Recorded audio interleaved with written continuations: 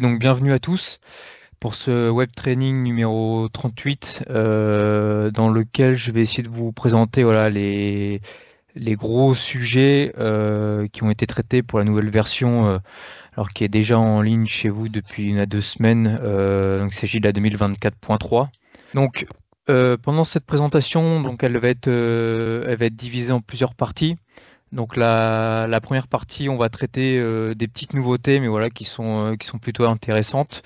Donc on va avoir l'outil mesuré, où on a apporté quelques nouveautés, les nouvelles unités pour la gestion des altitudes, quand vous avez des gros projets avec des points NGF par exemple, les aires de chargement, des petites nouveautés aussi sur la gestion de la zone habitable. 11h01.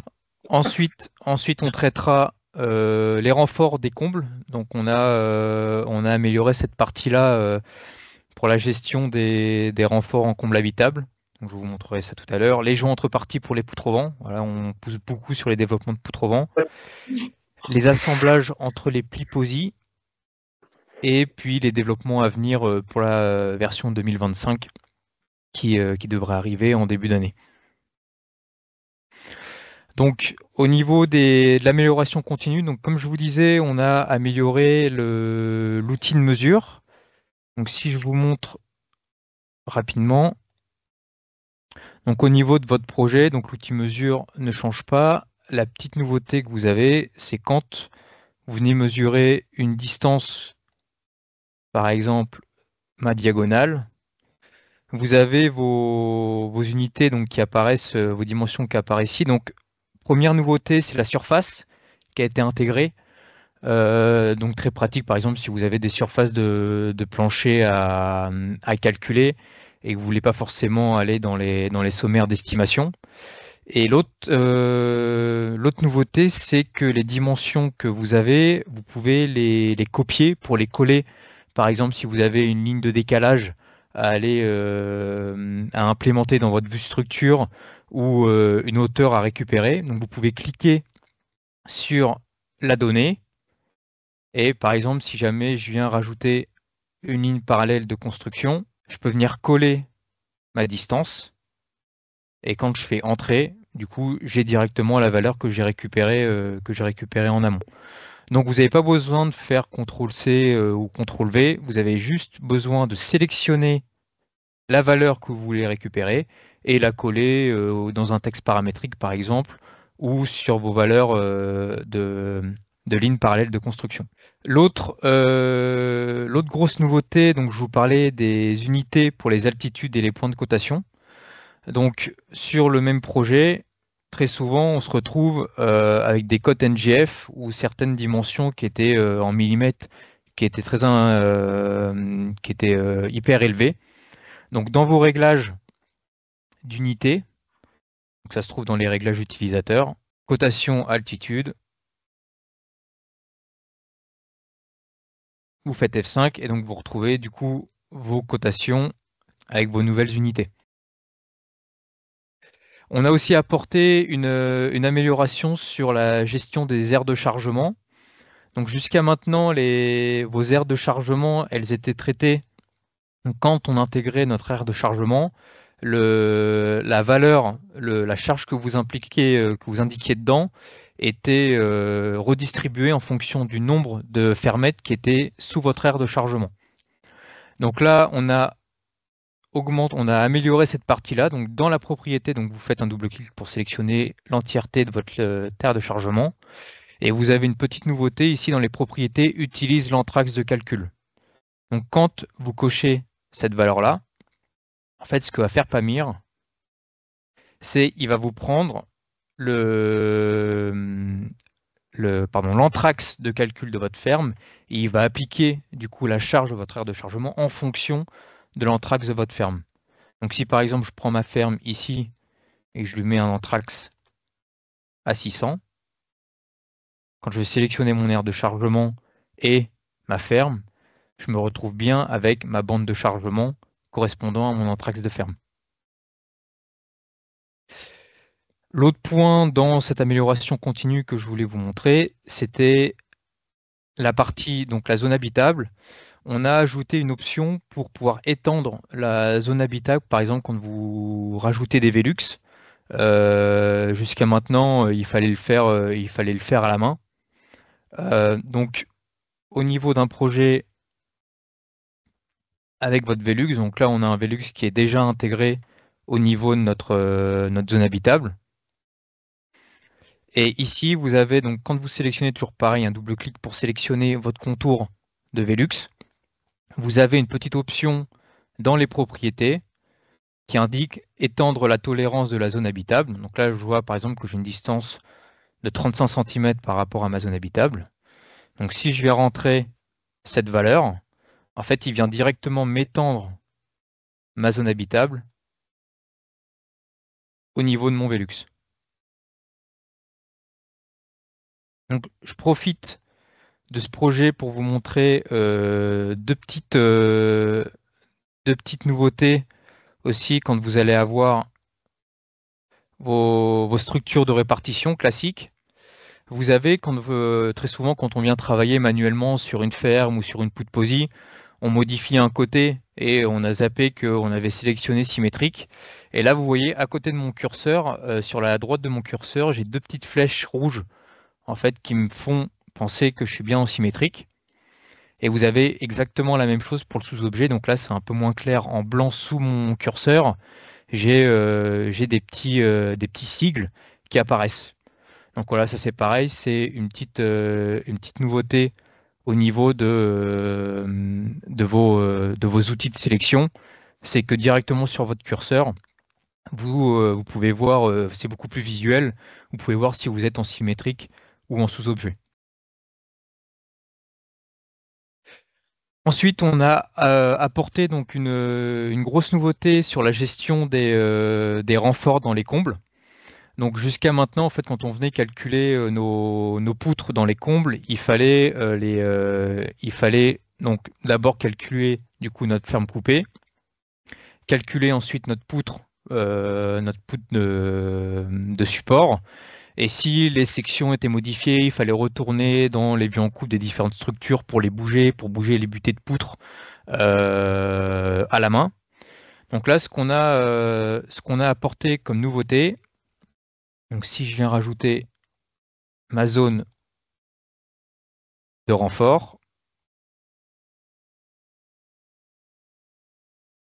Donc déjà, juste pour rappel, on a la possibilité avec le raccourci contrôle molette, un peu comme pour les plaques ou pour les bois, de modifier les sections de la poutre sans avoir besoin de sélectionner la poutre et d'aller les sélectionner dans les propriétés. Donc je vais rajouter une butée de poutre.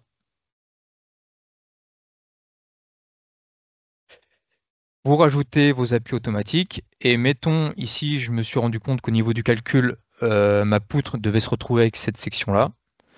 Vous pouvez sélectionner les poutres, vous faites un clic droit et vous avez une option qui vous permet de mettre à jour les éléments connexes. Et donc quand vous faites ça, vous avez une petite fenêtre qui apparaît et vous avez la possibilité du coup de replacer vos butées de poutre, vos appuis et les poutres de renfort de manière automatique. Vous n'avez plus à le faire à la main. Donc ici, je vais aussi demander d'ajuster la position de ma poutre. Et en fait, quand vous sélectionnez l'option, vous avez du coup la possibilité de tout replacer, en automatique. Donc ici, moi, il me l'a fait au niveau de la ferme sur laquelle je travaillais. Et ici, voilà, je n'avais pas rajouté de butée de poutre, mais je vois que il m'a intégré du coup la poutre, il me l'a remise au bon endroit. Donc au niveau des chapeaux, voilà, il viendra toujours vous la recaler en fait sur le dessus pardon, de votre membrure de votre entrée haut et il viendra la caler du coup sous l'arbalétrier.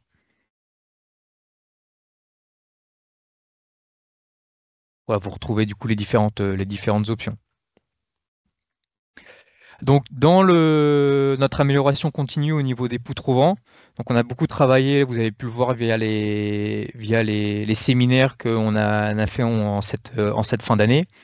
On a beaucoup travaillé sur la partie poutre au vent et la stabilité. Jusqu'à maintenant, tous les joints entre parties et les joints de transport devaient se faire à la main. Et on est venu du coup implémenter les réglages qui existaient aujourd'hui pour les fermes. On est venu les intégrer pour les poutres au vent. Donc, au niveau de votre projet, donc pour rappel, un outil assez facile pour ajouter des poutres au vent. Donc dans la partie contreventement, vous avez la possibilité de rajouter vos contreventements en entrée, et aussi via l'outil de travée contreventement, vous pouvez venir ajouter vos poutres au vent en Arva. Hop, excusez-moi. Donc, vous pouvez venir ajouter vos structures, et au niveau du coup de vos poutres au vent, ce que vous pouvez faire, c'est soit travailler via des lignes de modules. Donc, à noter, vous avez vos réglages de lignes de modules, soit venir travailler avec vos réglages de joints entre parties correspondant aux réglages de vos fermes. Donc, ce qu'il faut juste penser à faire avant, c'est dans vos réglages de joints entre parties, donc dans la partie construire, vous avez une nouvelle ligne qui est apparue pour les fermes parallèles. Donc en fait, ça vous permet de définir si vous voulez utiliser votre type de joint entre parties uniquement pour les fermettes classiques ou aussi pour vos poutres au vent. Donc ici, moi, je vais venir travailler, vous montrer l'option en verticale moise pour les fermettes, le réglage de fermettes. Et pour la ligne de module, je vais venir intégrer une plaque mixte pour pouvoir venir intégrer du coup la poutre sous les entrées. Donc ici, je viens sélectionner mon joint entre parties via ma ligne de module en plaque mixte. Et pour cette poutre-là, je vais venir sélectionner verticale moise. Donc, si vous utilisez le réglage des fermettes, en fait, automatiquement, il viendra vous caler, votre joint entre parties à l'axe de vos poutres. Si vous voulez modifier cette longueur-là, au niveau de vos réglages, vous avez la possibilité de modifier manuellement, par exemple, de rajouter une condition sur la longueur maximum dont vous avez besoin. Donc, au niveau de votre poutre au vent, du coup, vous vous retrouvez avec une moise qui est intégrée. Donc bien sûr, au niveau de vos vues sorties, derrière, vous allez avoir vos plans de montage avec vos moises.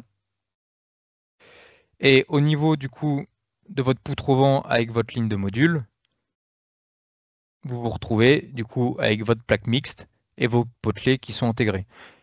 Donc après, la gestion des parties, c'est exactement la même que pour la fermette. Là, dernièrement, on a eu par exemple un projet où les poutres au vent ont dû être intégrées une fois que les fermes étaient déjà mises en place. Voilà, il y avait un problème sur le chantier, donc ils étaient vraiment limités sur l'intégration des fermes, mais elles devaient être mises sur le dessus des entrées. Donc là, typiquement, ce qu'on est venu faire, c'est on est venu intégrer différentes lignes de modules au niveau de nos poutres au vent.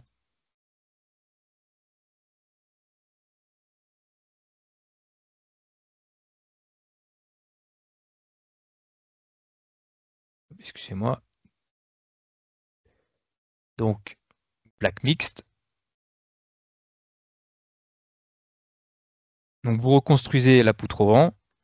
Et là, du coup, on s'est retrouvé du coup avec nos différentes parties. L'avantage de venir travailler avec des plaques mixtes, c'est que du coup, pour la mise en place, il n'y avait pas de problème de surépaisseur avec les moises qu'on peut souvent retrouver avec les moises. Et donc, on a pu recréer du coup facilement les poutres au vent. Elles ont pu être intégrées du coup sur le dessus de l'entrée. Donc voilà, donc au niveau des réglages, c'est comme je vous disais, c'est les mêmes réglages que pour la fermette. Juste pour rappel, si vous utilisez les réglages de joint entre parties, non pas via les lignes de module, mais par vos réglages de joint classiques, vous avez la petite option ferme parallèle à valider ou pas. Le point suivant, pardon, donc c'est les assemblages au niveau des plis posis.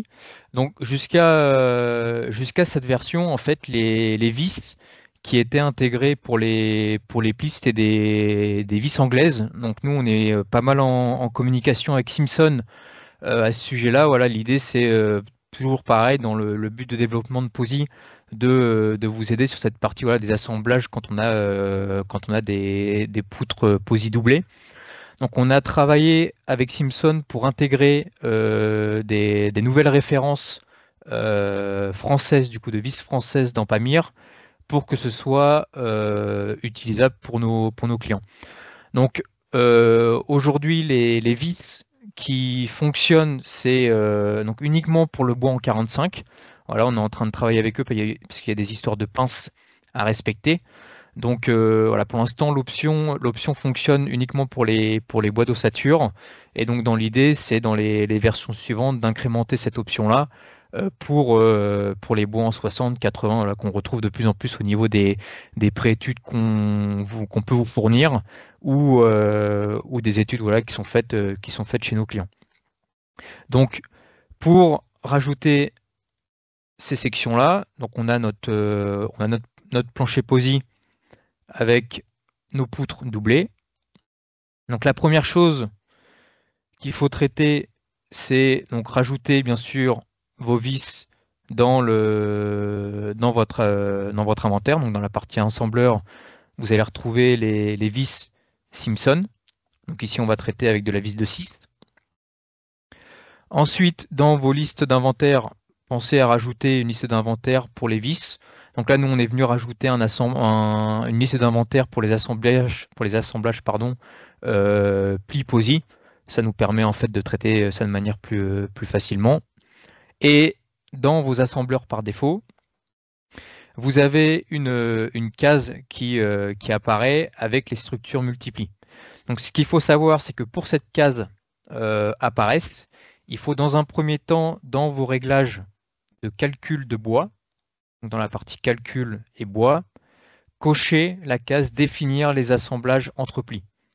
Donc il faut penser à cocher cette case avant pour avoir ensuite accès au réglage des assemblages entre plis.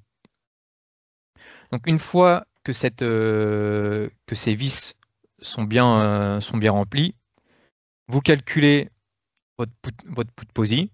Donc si les vis sélectionnées ne sont pas correctes, vous allez avoir un message d'erreur comme quoi vous avez un échec au niveau des assemblages entre plis. Donc là, dans l'idée, quand vous allez aller du coup dans vos plans de montage, vous allez retrouver une page avec les assemblages entre plis où vous retrouvez la taille des vis que vous avez besoin et l'anthrax nécessaire. Donc comme je vous disais, là l'option elle fonctionne pour les bois d'ossature. Nous on a créé une solution qui s'appelle sur la base de connaissances qui s'appelle pareil assemblage entre plis POSI où vous pouvez retrouver les différentes sections de vis à utiliser en fonction des sections de barres que vous utilisez pour vos poutres POSI. Donc au niveau des développements à venir, donc on a toujours pareil, on va travailler sur donc les sujets principaux qui vont être du coup la POSI, l'ossature bois et les poutres au vent, donc la poutre au vent qui est en amélioration continue. Donc juste quelques petites améliorations. On va rajouter un outil pour lire les nuages de points. Donc jusqu'à maintenant au niveau de Pamir, vous pouvez intégrer les IFC, donc lier les IFC. Ce que vous pouvez faire aussi, c'est intégrer des nuages de points. Alors après, c'est pas très courant. De plus en plus, surtout sur la rénovation, là, il y a des outils. Donc soit c'est des stations en fait qui sont intégrées, qui sont positionnées sur différents points de votre projet ou par drone aussi. Il y a certains logiciels qui sont intégrés à des drones pour prendre des nuages de points. Donc, dans l'idée, c'est que vous allez avoir une option à côté de la liaison de votre modèle BIM, vous allez avoir une option pour lier votre nuage de points. Donc ça va être pareil, ça va être un fichier bien spécifique. Donc c'est assez lourd, donc c'est toujours pareil, il faut une machine quand même assez performante pour ne serait-ce que pour la gestion du fichier mais aussi pour l'intégration dans Pamir. Donc là, si je vous montre rapidement, donc là, c'est un projet d'un collègue, donc typiquement une rénovation sur une vieille maison. Et donc, il a intégré un petit, donc on voit en fait l'emplacement des différents points qu'il a voulu prendre. Donc, il a intégré son nuage de points dans Pamir. Et après, il a pu venir dessiner du coup son ossature, ses posies directement. Donc, pour rappel, au niveau du module ossature, ça me permet de vous faire un petit rappel sur la gestion des différentes couches qui sont aujourd'hui intégrées. Donc, il y a tout plein d'options qui sont disponibles. Mais voilà, ça va lui permettre de créer ses panneaux directement sur site via les plans de montage des différentes couches. Donc voilà pour l'intégration du nuage de points. Et alors un autre outil, alors je suis désolé, j'ai oublié de rajouter une capture d'écran. Vous allez avoir un nouvel outil qui est en développement, qui commence à être pas trop mal, sur l'optimisation des fermes lors du calcul. Donc Johan en avait déjà parlé lors d'un précédent web training. L'idée, ça va être surtout au niveau du devis. Ça va vous permettre en fait que sur une ferme de base que vous allez calculer, Pamir va vous proposer différentes options en fonction voilà, d'un nombre de nœuds, d'une surface de plaque, pour essayer de choisir l'optimisation le prix le plus optimisé pour votre ferme de base. Au niveau du POSI, on va intégrer les composants pour les caissons de toiture. Donc, comme je vous montrais au niveau des murs ossature, on a les différentes couches. L'idée, ça va être d'intégrer cette option-là pour les caissons de toiture en POSI. Donc, soyez indulgents. C'est une version de développement, donc c'était juste pour vous montrer un petit peu un visuel. Mais sur le principe, sur un projet que vous avez en chevron POSI, donc comme pour les planchers, vous allez retrouver un outil pour créer un caisson.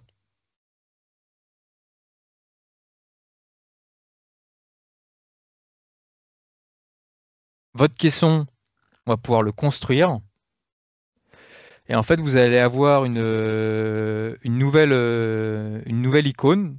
Donc voilà, vous allez pouvoir sélectionner votre caisson construire et vous retrouvez vos calques de caisson, un petit peu comme vos calques que vous avez au niveau de vos murs ossature bois. Et donc sur le principe, donc là ils ont juste implémenté l'option avec tous les éléments de l'ossature bois. Donc on va retrouver les bardages, etc. Donc c'est parce qu'ils sont en train de travailler sur cette partie-là. Mais sur le principe, donc le bardage va pas se dessiner, mais vous allez pouvoir en fait créer vos couches présentes dans votre caisson. Donc ici, moi je lui avais demandé un OSB, une isolation et puis des certaines couches au niveau de ma couche supérieure. Et donc en fait, on se retrouve un peu comme pour le module ossature bois. On va pouvoir se retrouver en fait avec nos modules de caisson avec toutes nos différentes couches. Donc assez intéressant, voilà, toujours pareil dans le développement POSI et l'implémentation, voilà, l'amélioration de ces caissons, de toiture au niveau des poutres POSI. Et la dernière option, donc ça on a hâte de la sortir, ça va être la justification des pointes et des panneaux au niveau des murs ossature bois. Donc si vous voulez, ça va être un petit peu comme le calcul des fermes, c'est-à-dire que vous aurez vous allez pouvoir intégrer en fait des charges pour le dimensionnement de vos panneaux ossature bois et de vos pointes. Donc aujourd'hui, si vous voulez, les charges sont à intégrer manuellement. Voilà, donc il faudrait les récupérer d'un logiciel tiers type MDBat ou Accor. Dans l'idée, c'est que tout puisse être fait dans Pamir, c'est-à-dire qu'en fonction de votre taille de bâtiment et en fait via le centre de rotation de votre bâtiment, on va pouvoir en fait déterminer les charges qui vont être appliquées sur votre mur pour pouvoir dimensionner vos pointes et vos panneaux. Donc si vous voulez, nous grossièrement, là juste pour la démo, on a intégré donc dans le calcul du panneau d'ossature une charge très faible. Donc ce qu'il faudra juste penser, c'est intégrer, donc désélectionner non structurel pour votre panneau, pour votre mur, comme par exemple quand vous dessinez, quand vous calculez pardon, votre linteau d'ouverture ou vos montants d'ossature pour les descentes de charge, et intégrer dans le mode de calcul que toutes les barres soient clouées. Donc sur le principe, donc c'est comme pour les fermettes F9, F10. Et derrière, dans les charges et résultats, vous allez avoir en fait les résultats de calcul donc de vos panneaux et de vos pointes. Donc ça, c'est sur un panneau qui fonctionne bien. Sur le principe, sur un panneau, donc on a mis des charges complètement aberrantes. Quand vous allez calculer votre panneau d'ossature, toujours pareil dans la partie résistance en tête, on va retrouver en fait toutes les différents résultats de calcul. Et donc là, je vois par exemple que j'ai un taux de travail au niveau de mon couturage de panneau qui est trop élevé. Ce que vous allez avoir des petits sigles assez visuels pour vous donner une idée, même avant d'analyser le calcul, si c'est votre pointe ou votre panneau qui passe pas. Donc là, sur votre pointe ici, comme c'est le problème que j'ai un petit clou cassé. Et au niveau de votre panneau, vous allez vous retrouver avec des petits zigzags qui vont apparaître pareil en rouge. Donc on essaie voilà, d'apporter quelque chose de visuel pour vous aider à l'analyse du calcul. Voilà les quelques améliorations qu'on va apporter pour la version de début d'année.